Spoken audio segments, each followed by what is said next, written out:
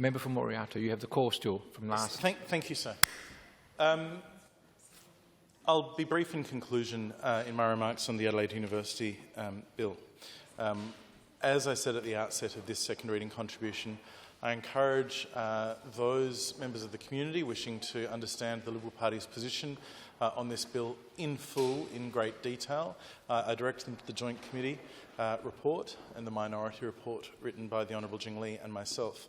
I encourage people to have a look at the Hansard of the debate last sitting week, in the noting of that, where I went into some detail of the Liberal Party's position on this matter, ostensibly to save from having to go through it all again today. So today I have endeavoured to be succinct and to the point in identifying the key issues pertinent to the bill. I haven't gone through the bill clause by clause. The Deputy Premier will be pleased to note. We've got an opportunity tomorrow to go through committee stage, and we can highlight a couple of key points going through there. I shouldn't think it'll be an inordinate amount of time, but I think there are a couple of key issues around the nature and the framing of the bill that need to be teased out. The Legislative Council debate, of course, had a great opportunity to go through clause by clause in great detail. I understand there were a large number of amendments moved by different members, some of which were supported and successfully incorporated into the bill. I thank the Government and other members in the Legislative Council for their support for a couple of key amendments that the opposition moved to the bill, in particular highlighting the social aspect of what a university seeks to achieve. And in my speech earlier in the day, I sought to elucidate some of the key reasons why we thought that was important, and also in relation to the audit of the university. The original bill, as framed, gave the University Council power to choose their own auditor, and the Liberal Party suggested that it was more appropriate that the practice of using the Auditor-General be required of the university, especially considering the significant amount of government investment from the state government in this report. Absolutely no reflection on the sort of audit that the University Council might have sought, just that the Auditor-General is of a standard that is anticipated and expected by the people of South Australia in relation to government agencies. Which brings us to the question of whether a university is a government agency. And if not, is it a business? And if not, is it a non-government organisation? It's none of those things. It's a university, as the Deputy Premier has said.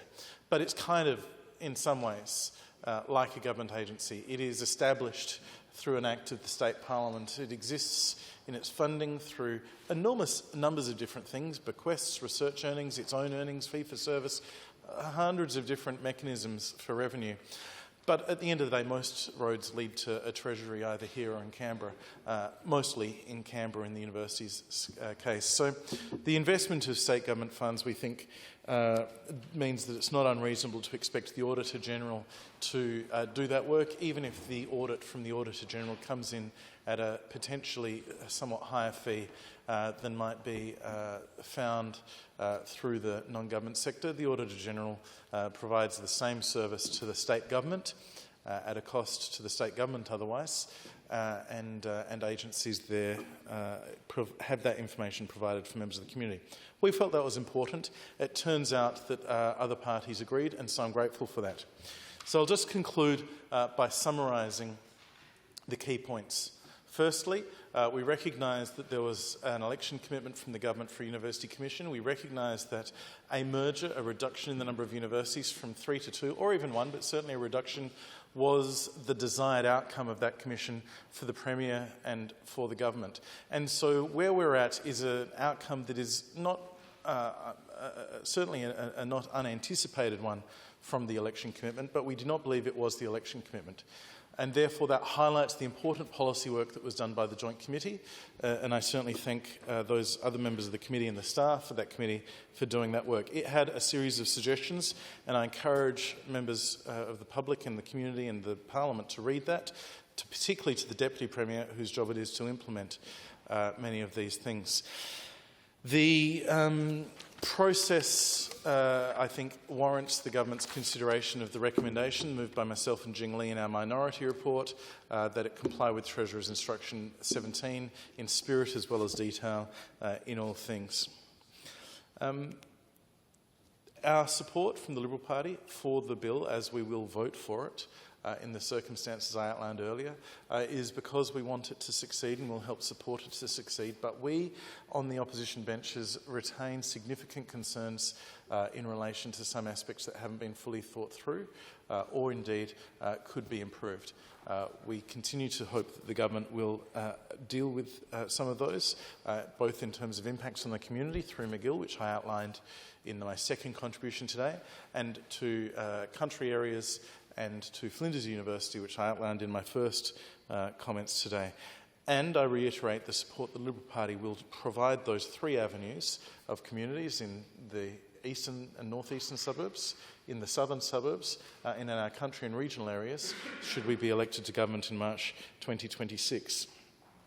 I highlight particularly the opportunities for AUKUS, AgTech, health science research that Flinders University has to offer, and the support that we believe our government will provide to Flinders, what it will enable to unlock, not just for Flinders, but for the state.